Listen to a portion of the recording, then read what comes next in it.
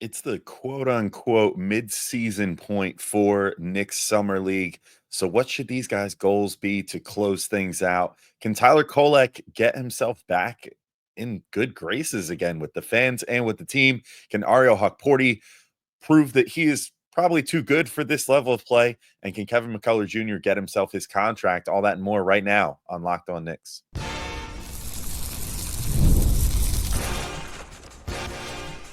You are Locked On Knicks, your daily New York Knicks podcast, part of the Locked On Podcast Network. Your team every day.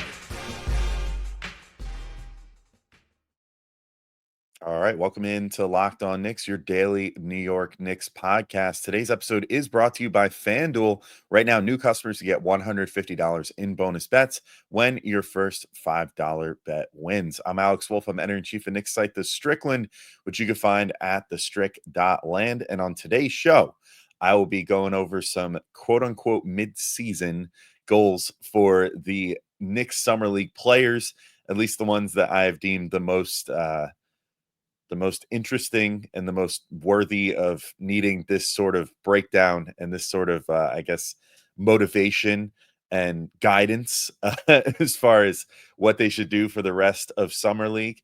But I'm going to be talking about Tyler Kolek, what he could do to potentially get his groove back, I guess. I don't know. I don't quite know what's happened with him so far. A somewhat lofty goal for Ariel Hukporti. Some interesting ones for Dink, Pate, Diawara, Kevin McCullar Jr. So I'm going to touch a little bit on everybody based off what we've seen through 2 games and what we could potentially see through the next 3 games to try to help these guys out with their potential burgeoning NBA careers. But first, I want to thank you all for making Locked On Knicks your first listen today and every day, whether you're checking us out on your favorite podcast platform or taking in the sights and sounds on YouTube. We appreciate you making us part of your daily routine. Make sure you hit the auto download function on your favorite podcast app or the notification bell on YouTube so you never miss an episode. So let's start with last year's Summer League darling, this year's Summer League pariah, I guess, Tyler Kolek. Simple goal for Tyler Kolek at the quote unquote mid-season point here. Prove you deserve your spot, dude.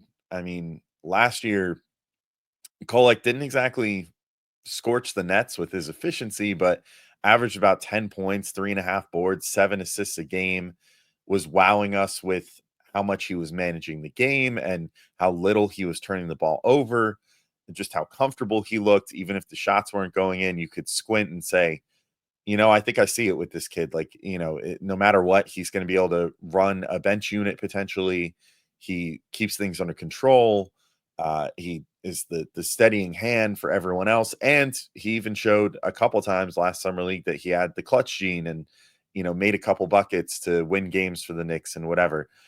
This year, it's just been ugly, man. 6.5 points, 4.5 boards, 3 assists, but 4.5 turnovers so far. And then you don't really want to look at the shooting splits, but I'll look at them anyway. 20.8% overall shooting, 0% from 3. Has not made a 3 yet in this summer league, and 75% from the free throw line.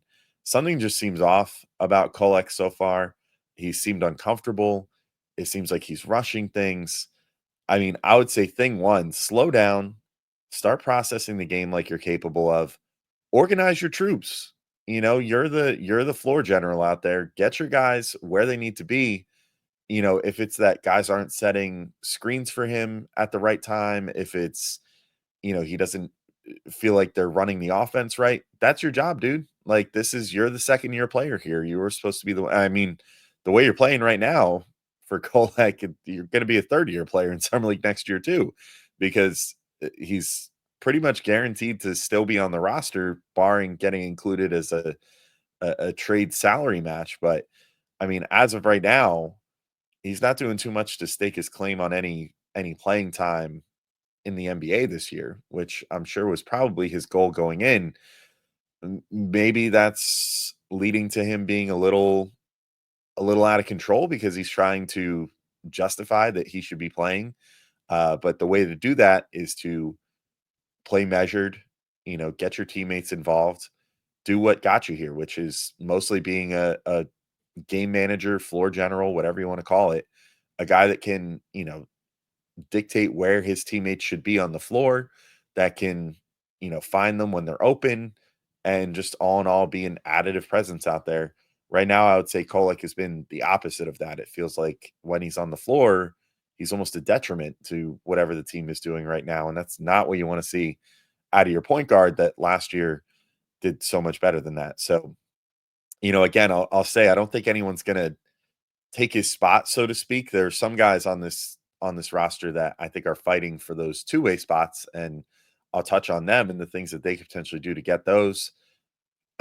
Kolek, because of the situation he's in, he definitely has job security in terms of being on the roster this year, because he signed that fairly lucrative for a second round contract last year. He's going into the second year of that. The Knicks have a team option on the fourth year.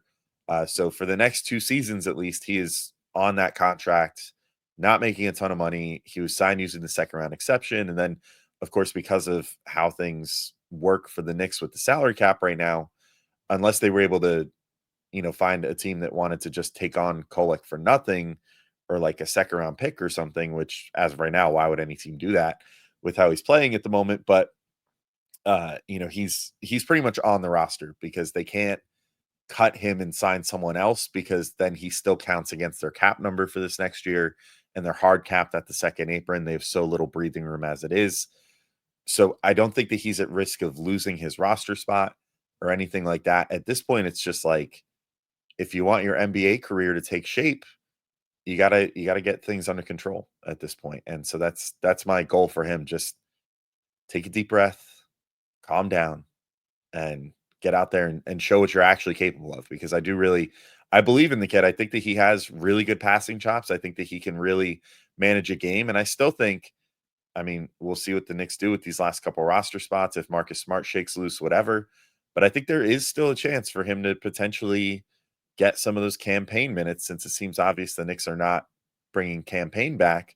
If they're not doing that, and they're not able to get someone like a Marcus Smart, and Jordan Clarkson is kind of more of a combo, I think there's an opening. There's an opening to potentially get some minutes at that backup point guard spot. So tighten it up, Kolek. Like, you gotta.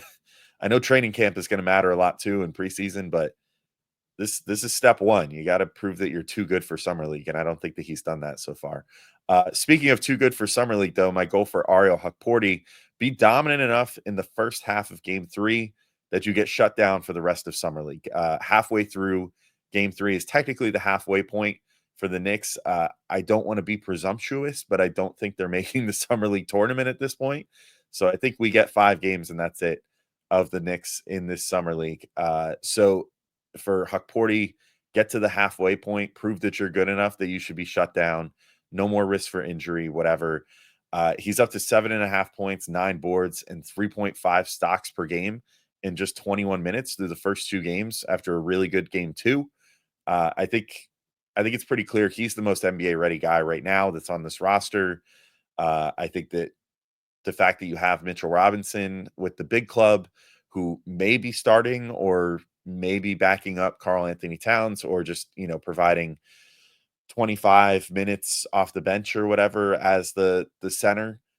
I think the fact that you have him, great. It's awesome. But we've also seen, I mean, he managed to avoid it once he got back from injury this past year, but Mitch does have a history with injuries.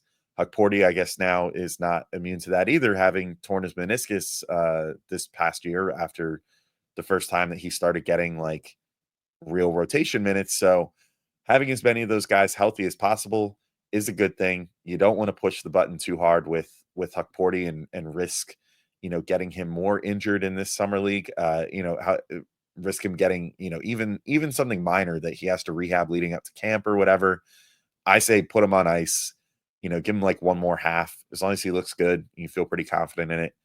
I think he could be the first guy that you say, okay, I think you're done for this summer league, dude. Like, let's put you on bubble wrap. We don't want to risk getting you injured or anything. But I think that, with the way that he rebounds the ball, with the way that he's defending right now, the most beneficial thing for him is to keep doing whatever he's doing in the off season, get him into training camp and get him working with Mitch some more. He credited Mitch in a quote the other day for some of his early development so far in his career. So I think just more of that is it can only be a good thing for Hukporti at this point. So I think he's proved enough at the summer league level. If I'm being honest, maybe that's presumptuous, but I'd rather just keep him on ice and not risk any sort of injury. But Kevin McCullar Jr. had a really good second game, really bounced back. Dink Pate, I think, has had a really intriguing first couple games so far. Diawara, likewise. I think that I want to see some different things out of those two. So I'm going to get into that in just a moment when I get back in. The first, I want to let you know about our friends over at FanDuel, and summer sports are in full swing. Whether you're all about baseball under the lights, golf on the green, or high stakes soccer action, FanDuel is the best way to make every game even more exciting. And you're already following the action, so why not make it a little more thrilling? With FanDuel, you can get in on the game while your friends are getting sunburned at the beach. And I use FanDuel honestly just to track my favorite matchups sometimes because they're really up to date on all the stats, and it makes it fun to place the same game parlay. They have new daily promotions and fun ways to bet every day as well. I'm not a huge baseball better. I usually stick to football and basketball, if I'm being honest. But what's fun is that you can go into the FanDuel app, and then if you go to a game with your favorite team, like I'll go to a Mets game, it'll actually suggest me some bets that people are making and be like, hey, X number of people have already made this bet. Do you want to give it a shot? And I go, hey, that sounds like a lot of fun. Maybe we'll, may as well put a little extra action on a game and give a little extra stakes to, game 92 of the regular season in baseball or whatever. There's obviously a million games in baseball. So it's a nice, easy way to up the stakes a little bit any given game. So if you're new to FanDuel, new customers can bet just $5 and get $150 in bonus bets if your first bet wins. Open the FanDuel app today or visit fanduel.com to get started. All right, folks, I'm handing out some more mid-season quote unquote goals for the Summer Knicks. So let's talk about Kevin McCullar Jr. And my goal is pretty simple for him. Earn yourself a contract. And I think he did pretty good work for himself in that second game. I'll eat some crow. I was a little presumptuous after game one, saying, man, he's really not doing himself any favors right now. I think that we saw more out of some other guys potentially for those two-way deals. The Knicks have three of them to hand out. So we'll see if McCullar ends up getting one of those. I think it's a pretty good bet that he does at this particular moment because that 30-point second game did a lot for his stock. I think, he showed a lot in terms of getting inside, absorbing contact. He kind of seems like one of the only guys on the team right now that has the skill of getting inside, drawing free throws, absorbing contact, finishing through contact. Very Josh Hart-like. I mean, I know that's a comparison that we've made almost every time we've talked about McCullar for his brief NBA career so far, but very Josh Hart-like in the way that he has that kind of secondary ball handling ability, can get all the way to the rim, can absorb contact, still finish through it. And then he's been doing fairly well at the free throw line as well. So, I think that if he keeps doing that, if he keeps that broken nose protected, but man, or whatever it is that he has that's having him wear the face mask, but keeps getting into the paint, that's cool by me. And it would probably be helpful if he could make a few threes. It certainly would help his stock. I don't know if that's in the cards though.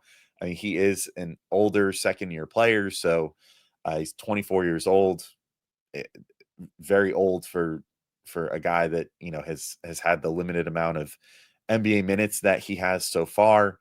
That said, maybe the 3-point shot comes around. I'm not really holding my breath, but I think no matter what, like if he continues getting inside and continues showing that skill set, and maybe in this third game and beyond can get into more of trying to get inside and then utilize those opportunities to dish out to teammates. I think that would be useful for him as well. More drive and kick game. I think that'll make a good case for him potentially on a two-way deal to spend some time with Westchester. And then maybe that's the skill that ultimately gets him an NBA deal, because I think that he's shown that he can get 2 feet in the paint, which is valuable. But then a lot of what turns you into a next level player is utilizing what that does for you in terms of how it can help set up your teammates rather than just get you the opportunities on the inside as well.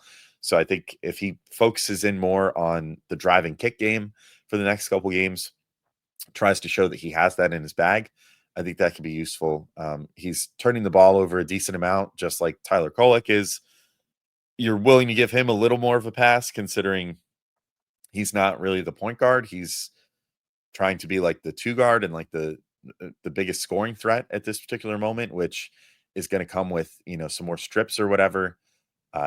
If he tries to become more of an initiator and more of a passer, then that's probably going to come with uh, some more turnovers as well. But for him, with how he's scoring it, I'm a little more willing to live with it than I am with Kolek, who's just not doing any of it. So keep it up. I guess for McCullar, use more of your game 2 mentality than your game 1 mentality, where things did not look nearly as good. But I think that right now he's definitely got an inside track for one of those two-way contracts that the Knicks are able to hand out. And speaking of, I think Dink Pate has done pretty well as well in terms of showing his ability to potentially get one of those two-way contracts. I highlighted after the first game that I thought that what he brings to the floor was very much what I was expecting, which is a guy that can push guys in practice, that is going to bring 100% energy all the time. I think we saw more of that in game 2. Want to see more of that going forward. But speaking of on ball reps, initiation reps, that's what I'd like to see more out of Dink Pate.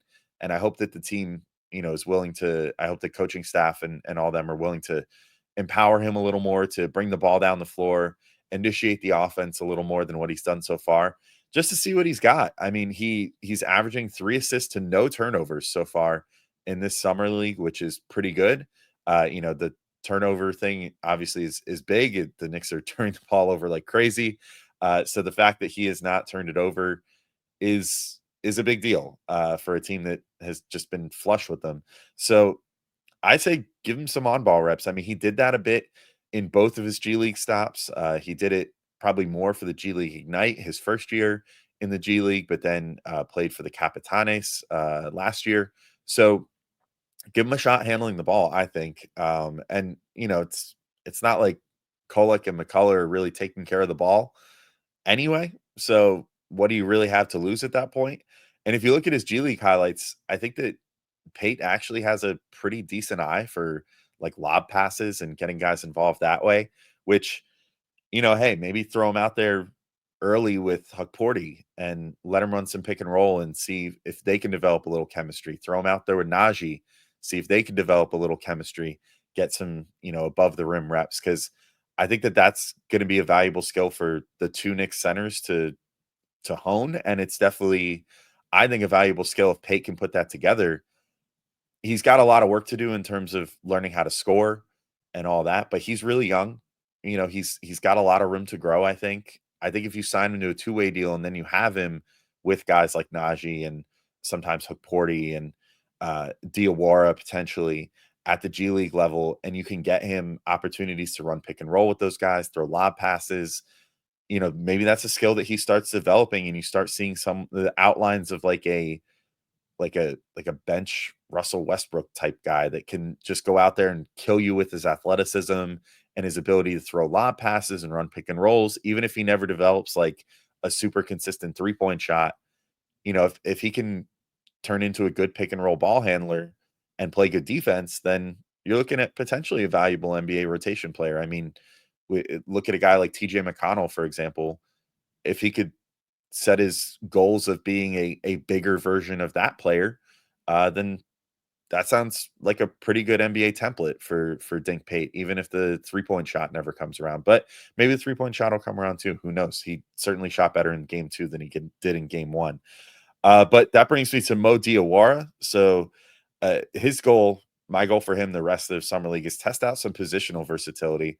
And this is probably going to come down more to the coaching staff than Diawara himself, but hopefully they see what our buddy Shax suggested on Twitter, that I saw that Diawara has pretty fantastic physical gifts that really pop on screen. I mean, and Shax, our friend on Twitter, said, potentially try him out at center. And I can't help but agree, honestly. He's had low block numbers, both in Europe and so far in Summer League, despite the pretty crazy physical tools. Like, he pops for how huge he is on screen. Like, I've seen the announcers make the mistake, and even Gavin and I were talking about it before the show the other day. Like, he kind of looks like James Nnaji, which is crazy because one of them is ostensibly a wing and the other is supposed to be a huge hulking center.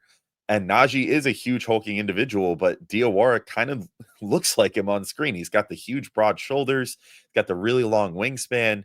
He looks very developed physically for how young he is.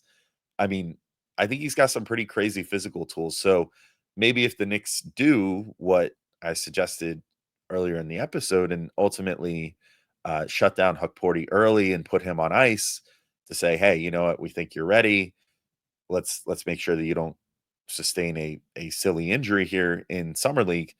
If they do that and then find themselves in need of some backup 5 minutes or even starting 5 minutes, why not try Diawara there? I don't know. You have 10 fouls to work with in the Summer League, which is unique to that league. Like, even if you sign Diawara to a two-way contract and you send him to Westchester all the time, he's working with NBA rules there. Like, he's going to get 6 fouls.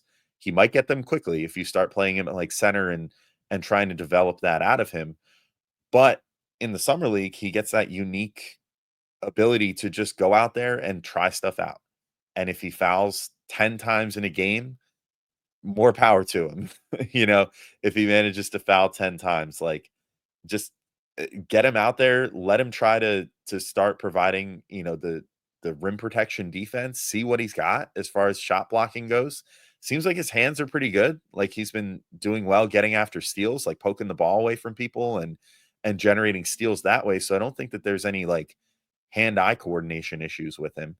So why not just give him that lofty assignment and be like, hey, no pressure.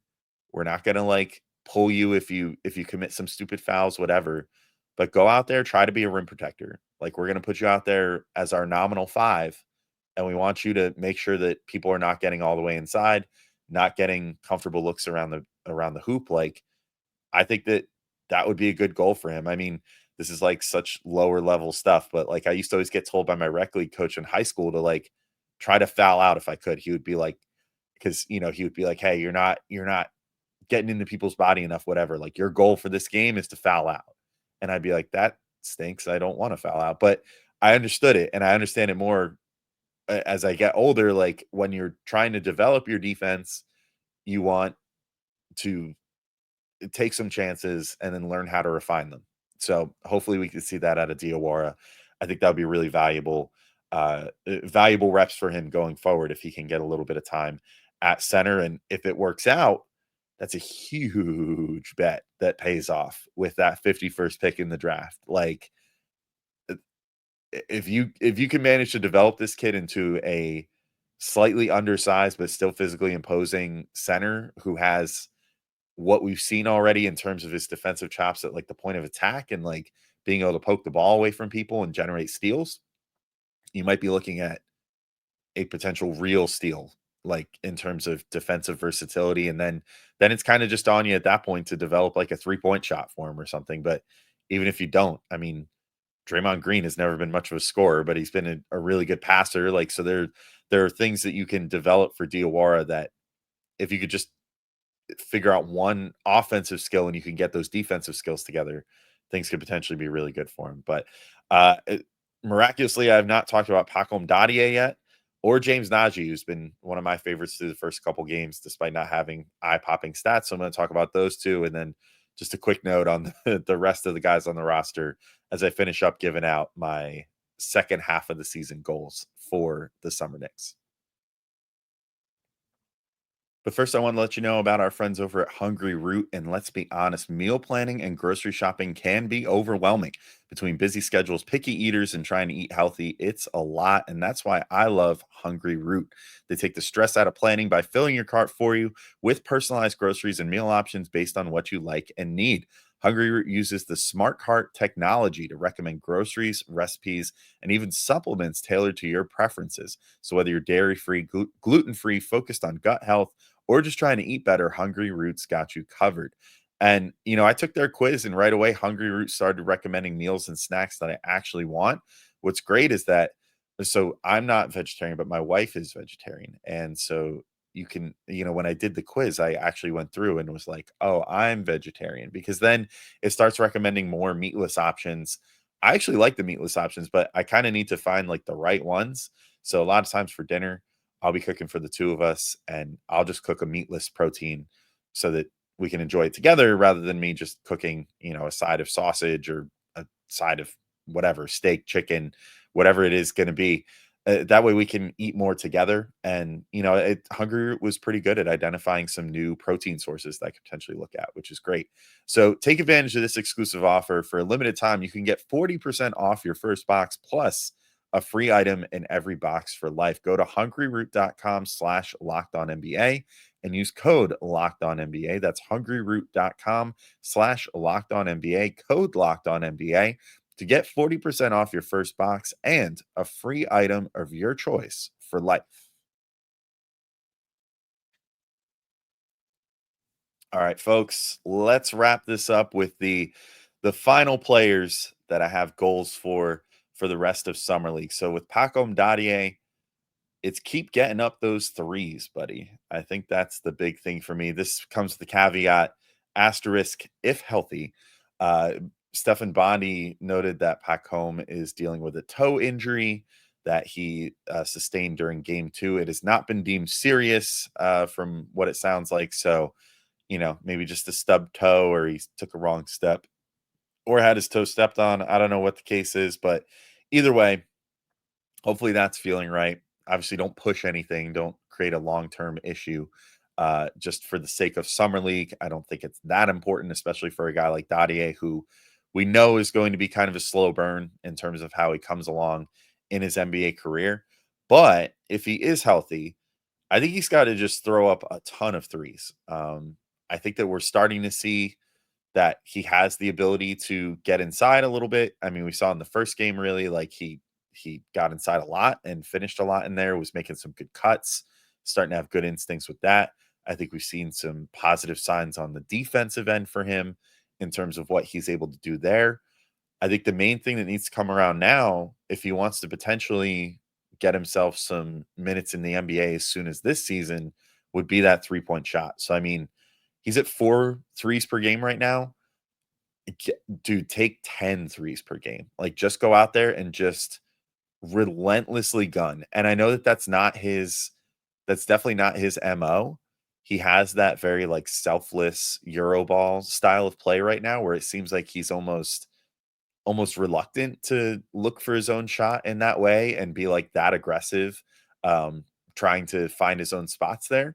But I say do it, dude. Like take pull-ups, get yourself in situations for, corner threes where you can catch and shoot. Take catch and shoot above the break threes. Take transition threes. Just hoist them up every way possible. The jumper looks nice. It just needs to start going in. He's shooting 25%, I think, from 3 so far right now. But I think that, if he could start showing that he can make threes, with the fact that he's a longer player, with the fact that he, is showing some pretty good defensive instincts, with the fact that the Knicks potentially have an opening for a backup wing, at least in some limited capacity this year, why not Paco? Like if he can start making those threes, I think that he can make a really good case for himself. I would also say work on pump fakes on the perimeter, getting inside, taking contact. I think that he's been a little averse to contact right now, which I would expect out of a younger player to not be super comfortable with, taking a bump and throwing up a shot just yet, which, obviously we've seen from McCullar, like is something that he's a little more comfortable with. I don't know if Pacome's there yet. Maybe that's a stretch goal for next season for Pacome to start really doing that. But for now, I would say just work on that 3-point shot for sure. Maybe mix in some pump fakes and attacking a closeout here and there. But if he can just develop a 3-point shot, that's something that could potentially get him NBA play time this year. For James Nnaji, my goal for him is to get more involved. I think I've been very impressed with his ability to defend pretty much any player on the floor so far, including picking up full court, which is crazy for a guy his size. The fact that he's got the the speed, the athleticism, the lateral quickness to keep up with pretty much anyone and press full court like that is great. I think if the Knicks end up needing to go the second round exception route to fill the roster, which they might still, it's again, it seems like conflicting reports based off how much Gershon Yabusele took. He took a little bit of a haircut on his contract, which might allow the Knicks to sign 2 full veteran free agents, but not every veteran minimum contract is the same. So, like, if they do manage to get Marcus Smart, I don't know if that leaves them with enough space based off his years of service to sign another full veteran to the veteran minimum. That might mean that they need to use one of their second round exceptions to sign either Diawara or Nnaji to a contract with that final spot on the roster. To me, as much as I was just talking up Diawara and how valuable he could potentially be if you hit on this pick and if you develop him into like potentially like a 3 to 5 defensive demon that can just go out there and play any one of those positions somewhat credibly. I think Nnaji actually maybe for me has the inside track out of those two guys, the two guys that the Knicks have second round exceptions for, to get that last roster spot. I think he provides something a little more like what the Knicks need, which is just that defensive versatility, the ability to throw him out there for a possession. The fact that he's a center that can pick up full court is honestly really valuable. That might get him an end game possession or an end of half possession from time to time, just to be able to be disruptive and get that long wingspan out there and in somebody's face. Like, and that'll change obviously once he gets to the NBA level versus the summer league level. But I think that getting him more involved in offense would be the thing right now, where I just kind of want to see what else he has in his bag, because we've obviously seen the defensive tools are pretty impressive if raw. But we haven't really seen him in Mitch type of like offensive rebounding scenarios yet. Like, I feel like he hasn't just been kind of planted down there like we see out of Mitch. So give him a little more of that, tell him, hey, be ready for these misses. They've been coming plenty, especially off of threes. Like, this team just has not been able to make threes so far. So kind of plant him down low and start challenging him to get those offensive boards, get putbacks. Let's see what he's got as far as that's concerned. And I think getting him in some more pick and roll and lob scenarios too. I'm curious how he would fare. Like, the athleticism is there. So see if he could be a lob threat. Like, I think that could be really valuable for him. Get him, running some offense with Kolek. Maybe that's a way to get Kolek going. Or just, have him. I think with Dink Pate, I mentioned I want to see Pate handle the ball more. Let those two kind of have some time together off the bench to just play a 2-man game, run some pick and roll, see how it works, see if you can push it with the Nnaji athleticism and get him more involved that way. And then for everyone else, just have fun out there, guys. And that includes Marjon Beauchamp, who has been getting starts and has been getting talked up on the broadcast. It's like, this is a guy with NBA experience already and blah, blah, blah. I feel pretty confident he's not an NBA player. I know that they gave him one of the 2-way contracts to end last year. I would not give him one. I'm definitely way more intrigued by everyone else on this roster than I am by Beauchamp. So to me, I'd basically say happy trails to him at this point, but I'm sure he'll still soak up minutes and some play time, but we'll see how that ends up going. Anyway, I think that's it for goals for these guys. So we'll see how things go in game 3 tonight and beyond. But till next time, thank you all for listening, and we'll talk to you soon. Peace out, everybody.